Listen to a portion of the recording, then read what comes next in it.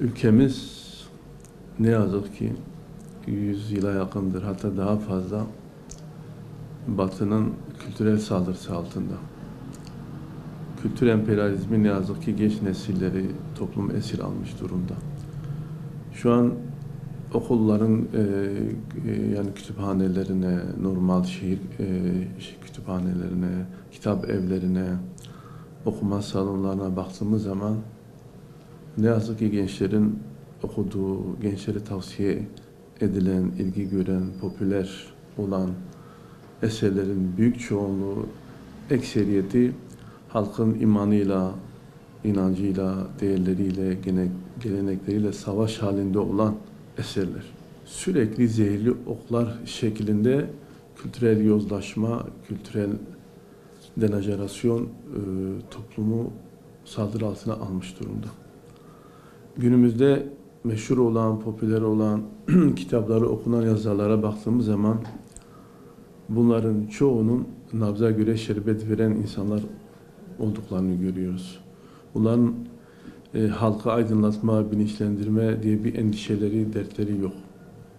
Ne yazık ki çoğunun dünyevi emelleri, dünyevi amaçları var. O yüzden halkın inancıyla, değerleriyle barışık, halkın arasından çıkmış, halkı seven, halkı için endişe duyan, dindar, mütedeyyin, imanlı yazarlara, aydınlara, kalemlere, edebiyatçılara, sanatçılara ihtiyacımız var. O yüzden bu anlamda yani kendi halkına hizmet etmek isteyen, genç nesilleri aydınlatmak isteyen, gençlikle, toplumla, İslam arasında köprü görevi görmek isteyen, halkını bu yozlaşma sürecine kurtarmak isteyen ve bunun için yazar olmak isteyen gençlerimiz vardır. Yani vardır mutlaka. Bu gençlere, bu değerli kardeşlerime bazı tavsiyelerde bulunmak istiyorum.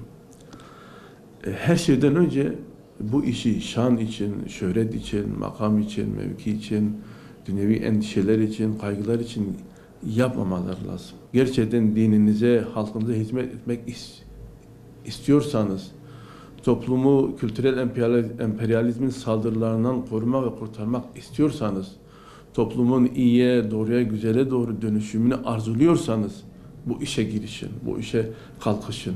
Çünkü bu dediğim gibi ciddi anlamda dünyevi getirisi olmayan ama fedakarlık isteyen, gayret isteyen bir iş. Bu konuda yani dediğim gibi yazar olmak isteyen genç kardeşime kısaca birkaç tavsiyede bulunmak istiyorum. Yani bu işe girişmeden önce bu tavsiyeyi göz önünde bulundurmalarını istiyorum. Yani 30 yıldır yazan, çizen ve bu aşamalardan geçen bir yazar kardeşleri olarak onlara bazı nasihatlerde bulunmak istiyorum.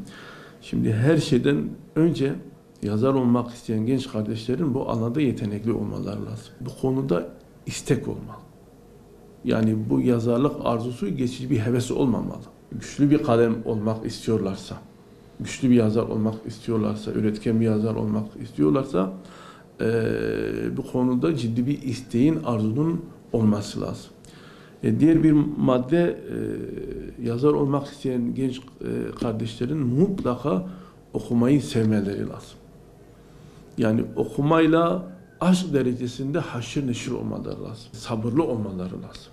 Yani yazar olmak isteyen gençlerin sabırlı olması gerekiyor. Dediğim gibi bu iş çetin bir iş, zor bir iş, yılları alan bir iş. Gerçekten toplumun mümin, iman sahibi, bilinçli, sorumluluk sahibi, halkını seven, emperyalizm karşıtı, kendi toplumunu, genç nesilleri yozlaşmaktan, bozulmaktan kurtarmak isteyen aydınlara, yazarlara, kalemlere ihtiyacı var. Şiddetle ihtiyacı var.